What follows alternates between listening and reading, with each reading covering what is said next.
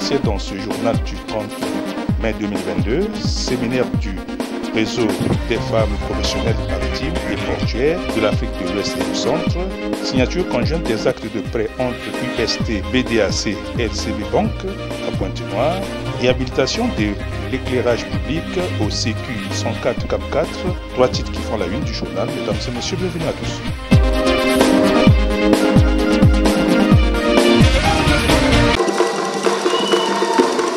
Système de management intégré, qualité, sûreté, santé, sécurité et environnement, c'est sous ce thème qu'est placé le séminaire du réseau des femmes professionnelles maritimes et portuaires de l'Afrique de l'Ouest et du Centre.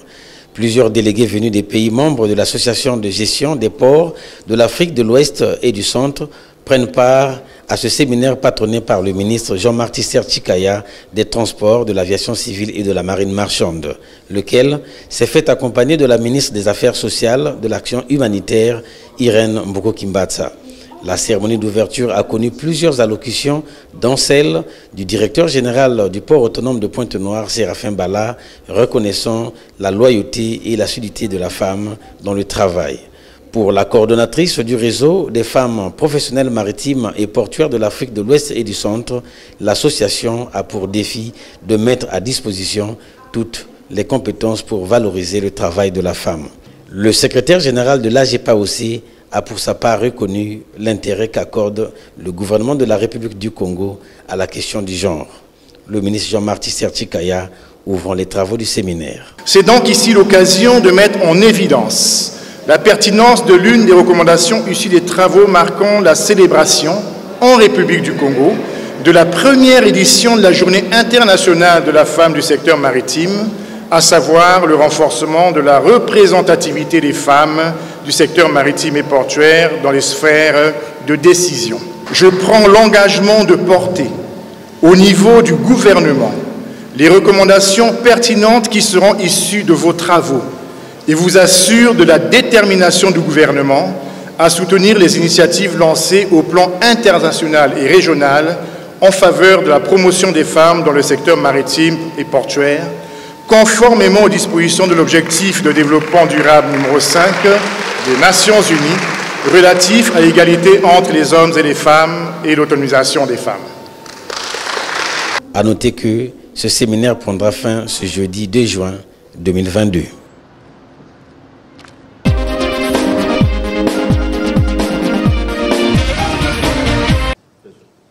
Le comité de gestion de l'hôpital de référence de Dolisie a été mis en place le 26 mai dernier au cours d'une assemblée générale dirigée par Claude-Étienne Massimba, président du conseil départemental du Niari.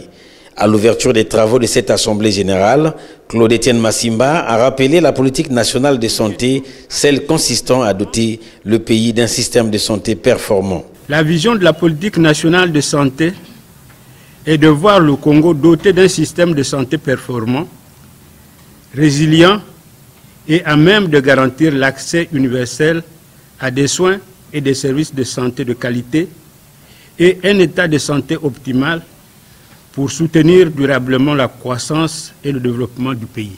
Après, les travaux se sont déroulés dans une ambiance conviviale. À l'issue des échanges et en se basant sur les dispositions du décret 2020-552, le comité de gestion a été constitué de 16 membres, dont la présidence revient à Claude-Étienne Massimba.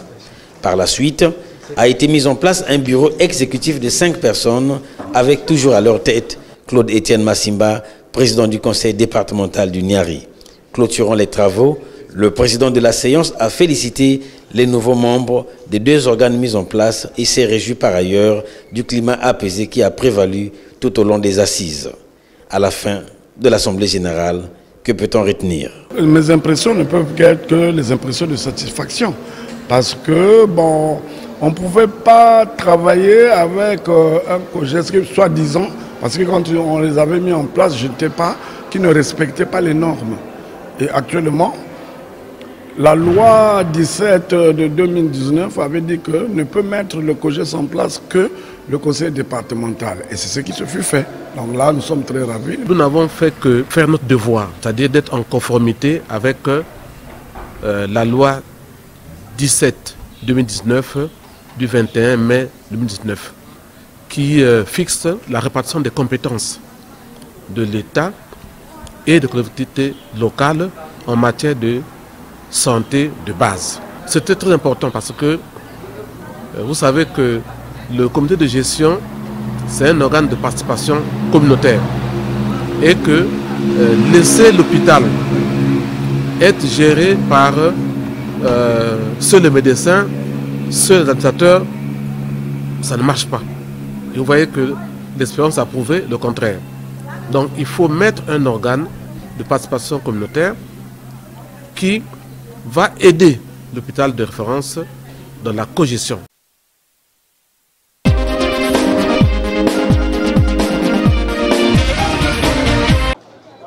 Nous sommes ici au quartier kilomètre 4, CQ 104, dans le premier arrondissement Emery Patrice Lumumba de Pointe-Noire. On aperçoit cet engin doté d'un dispositif de mouvement en hauteur. Il est là pour la réhabilitation de l'éclairage public dans ce quartier, cible des bébés noirs qui opèrent nuitamment sous le regard impuissant de ses habitants. Dans ce quartier, le blackout profite aux malfaiteurs. Interpellé par les populations de ce même quartier depuis un certain temps, Louis-Gabriel Missatou, élu local et président fédéral du Club 2002 Pur Pointe-Noire, a pensé jouer sa partition en apportant la solution à ce problème à travers la réhabilitation de l'éclairage public. À la manœuvre de cette opération d'éclairage public, les professionnels en la matière. C'est à l'issue d'un travail bien fait que pouvait enfin jaillir la lumière au grand bénéfice de la population.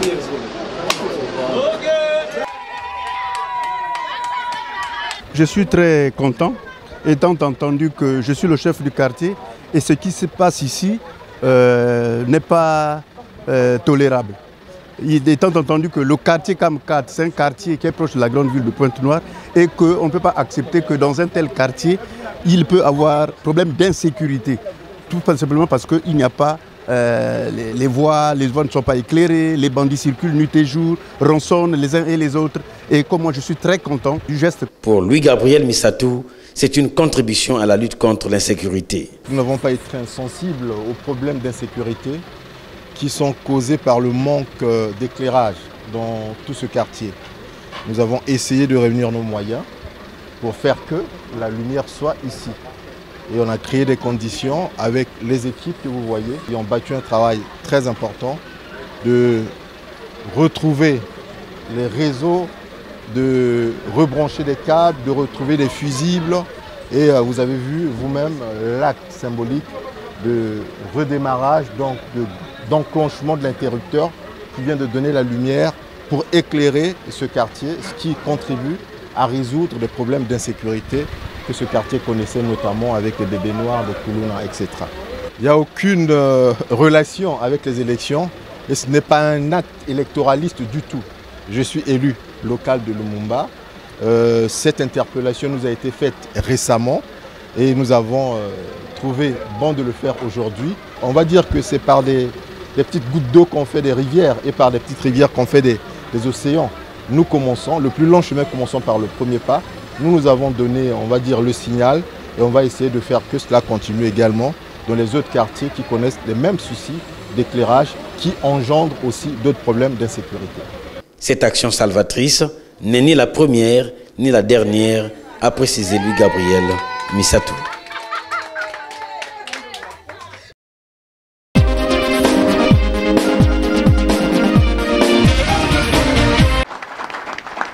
$1,460 milliard de francs CFA pour 700 millions et 400 millions au compte financier de la BDAC et de LCB Bank. Voilà le coût global du financement du projet de construction d'un centre de formation professionnelle et d'acquisition d'un bureau d'études modernes par la Société universelle des sociétés et de technologie SA, en sigle UST, à Pointe-Noire. Projet de financement ayant fait l'objet le samedi 28 mai 2022 d'une signature des actes de prêt remboursables par UST pendant une période de 7 ans suivant la bonne foi présumée des parties. Tout a commencé par la signature des actes de prêt entérinés des échanges de paraffaires entre les parties, suivi du mot de circonstance du directeur général président de la société UST présentant sa société en s'appuyant sur les objectifs du PND. La société a pour objet en République du Congo et travaux industriels, et travaux d'inspection, de certification et vérification des équipements industriels. Tirant les leçons de la revue du PND 2012-2016, d'une part, et tenant compte du caractère multidimensionnel du développement d'autre part, le gouvernement congolais a concentré ses efforts dans le PND 2018-2022, non pas seulement sur la création des richesses, mais aussi sur la construction et la valorisation du capital humain. L'administrateur général de la LCB Bank. La LCB a toujours été présente depuis sa création en 2004, a toujours participé au développement du pays, a toujours, je dirais, accompagné les promoteurs, quel que soit leur secteur d'activité, à condition que ce soit un projet structurant, viable. Le président de la BDAC a donné les axes d'intérêt de ce financement gagnant-gagnant. Nous sommes venus pour la signature d'un accord de financement pour soutenir la société UST dans leur initiative de la construction et d'équipement d'un centre de formation professionnelle qualifiant dans le domaine industriel. La BDAC, en tant que banque de développement, nous savons que le premier élément pour un développement de pays, c'est la formation. Qu'un pays ne peut se développer s'il n'a pas de ressources humaines formées. Et puis, dans le cadre de notre plan stratégique, nous avions prôné la nécessité d'industrialiser nos pays pour que nous ne soyons pas toujours en train d'acheter les produits transformés ailleurs. Et si nous voulons industrialiser nos pays, il faut bien que nous ayons les ressources humaines nécessaires pour pouvoir faire fonctionner ces industries. Lorsque UST construit un centre de formation pour former des cadres. Un pari de gagner pour la UST-SA pour faire valoir auprès de ses partenaires financiers l'expertise de son expérience de près de 20 ans pour amorcer la restructuration de son développement et répondre efficacement aux besoins des donateurs.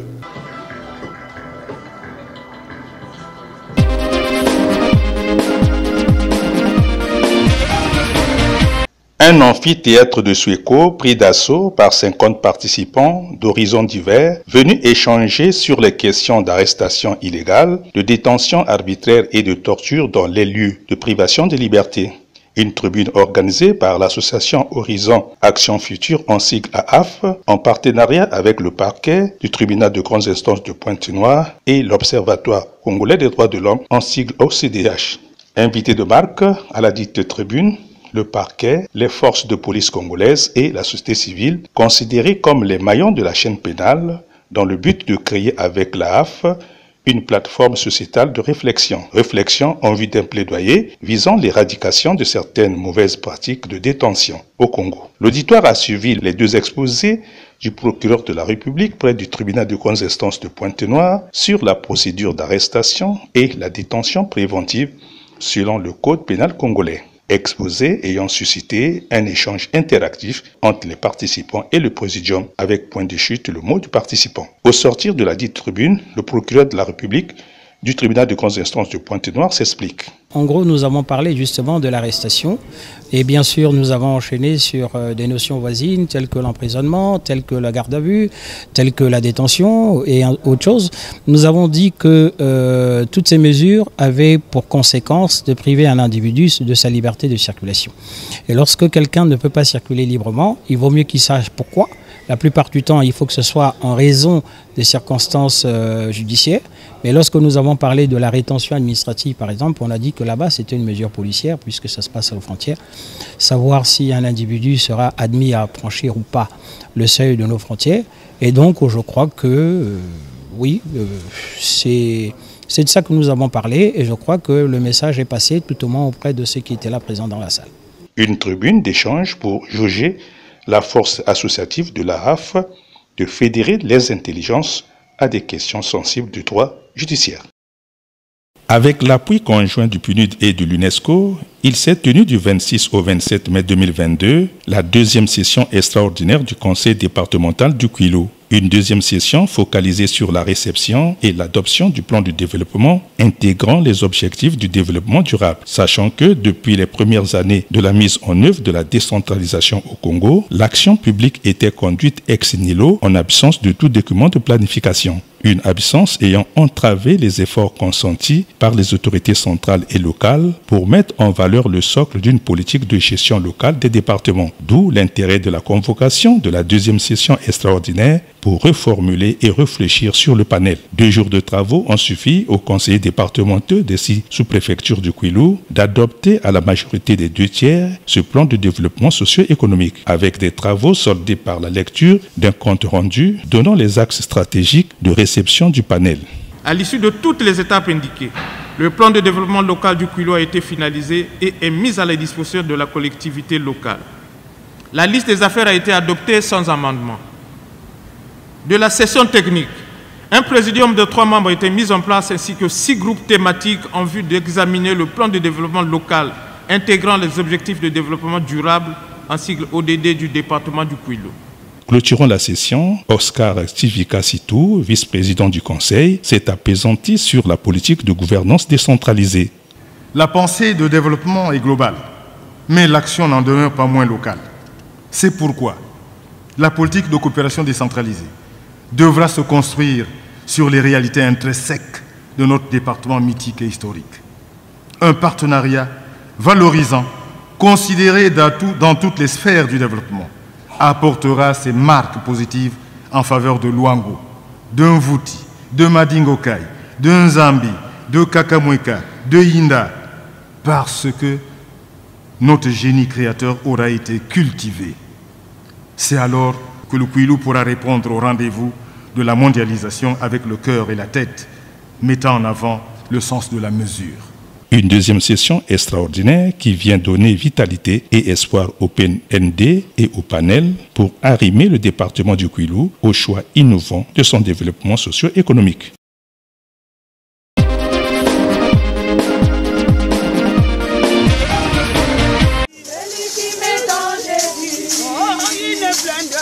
Le nouveau sous-préfet de Madingokai, Joseph Herbin Fouti, a pris ses fonctions ce mardi 24 mai 2022. Fonction prise à l'issue de son investiture par le représentant de l'État dans le département du Kwilu, Paul Adam Dibouilou, en présence de quelques invités de marque. Ce diplômé de l'École nationale de l'administration et de la magistrature, ENAM en abrégé, a une grande expérience dans l'administration publique, car ayant assumé plusieurs fonctions, dont celle de directeur départemental des services préfectoraux. Une biographie élogieuse ayant suscité de l'admiration des invités venus pour son installation. Après son investiture par le préfet du département du Kwilu, Joseph Herbin Fouti peut enfin bondir les couleurs nationales pour symboliser sa prise de fonction. Remercions le président de la République, le premier ministre chef du gouvernement, sans oublier le ministre de l'administration du territoire pour sa nomination, le sous-préfet de Madingokai a envisagé un modèle de gouvernance tiré de la vision du chef de l'État. En ma qualité de sous-préfet du district de Madingokai, la démarche que je voudrais envisager en m'intégrant dans la vision du chef de l'État relève d'un schéma de gouvernance harmonieux et inclusif à mettre en œuvre. Elle repose sur 4 piliers essentiels, à savoir 1. L'étroite collaboration avec les organes déconcentrés en activité dans le district de Madingokai. 2. La mise en éveil permanent des forces de sécurité sur la nécessité de maintien de la paix, de la protection des biens et des personnes, le respect des droits des uns et des autres.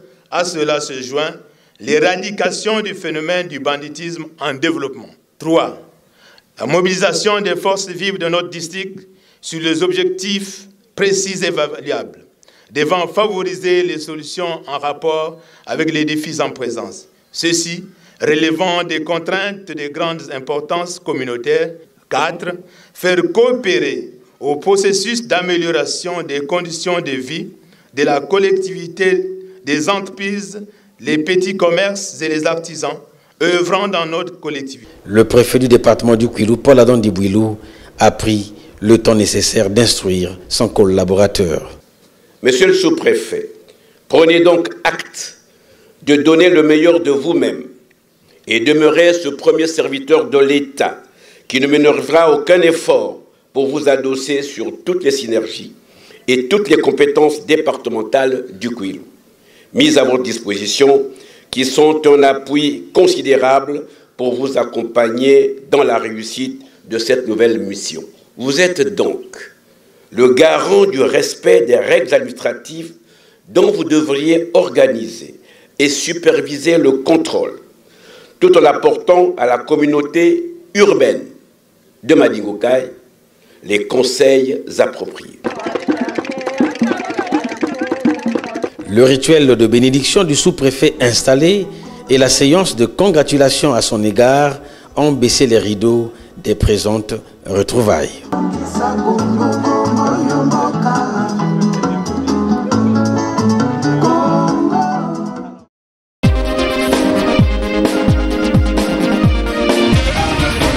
Pour permettre aux revendeurs agréés de gaz de connaître leurs droits de distributeur des produits liquéfiés et en matière d'administration fiscale, la Société congolaise des gaz du pétrole liquéfié ainsi GPL SA, groupe AOGC, a tenu le vendredi 27 mai 2022 dans un hôtel de la place un atelier de sensibilisation à leur égard en associant les administrations partenaires de points de vente. Atelier donnant lieu aux conférenciers ressources sur la question d'édifier le public des revendeurs en vue de renforcer leurs capacités. Occasion pour cette responsable GPLSA d'évoquer l'objectif du dit atelier. L'objectif de cet atelier, c'était de sensibiliser tous nos revendeurs à l'administration de leur activité. Parce que nous nous sommes rendus compte que la plupart des revendeurs sont dans l'informel et ils ne maîtrisent pas tous les mécanismes de création d'une entreprise ou d'administration d'une entreprise pour respecter les règlements de la République. Objectif étayé par deux associés des administrations partenaires du GPLSA sur la responsabilité des distributeurs de gaz et l'intérêt de s'approprier le droit fiscal en la matière. Vous savez qu'un dépôt de gaz, c'est une bombe. Et une bombe, donc notre responsabilité en tant que gestionnaire de dépôt peut être engagée parce que une bouteille de gaz peut s'exploser. Et notre responsabilité va être recherchée tout simplement parce qu'on peut causer du tort à autrui. Quand je parle d'autrui, il y a le voisinage, mais également il peut y avoir mort d'homme. Donc il faut prendre une assurance incendie par exemple, parce que nous vendons des bombes si vous voulez. Je pense que ce qui était important pour les revendeurs de gaz, c'est de savoir leurs droits en matière fiscale et aussi les obligations vis-à-vis de l'administration fiscale. Vous savez bien que nul est censé ignorer la loi et aujourd'hui on a remarqué les revendeurs de gaz se plaignent beaucoup parce qu'ils ne savent pas, ils ne sont pas suffisamment informés en matière fiscale. Donc mon intervention justement était de leur expliquer quels sont leurs droits et leurs obligations vis-à-vis de l'administration fiscale. Un atelier de sensibilisation, d'échange et de connaissances approfondies de la distribution des produits liquéfiés pour garantir la responsabilité des revendeurs à l'endroit de leurs clients en ayant une conscience que nul n'est censé ignorer la loi.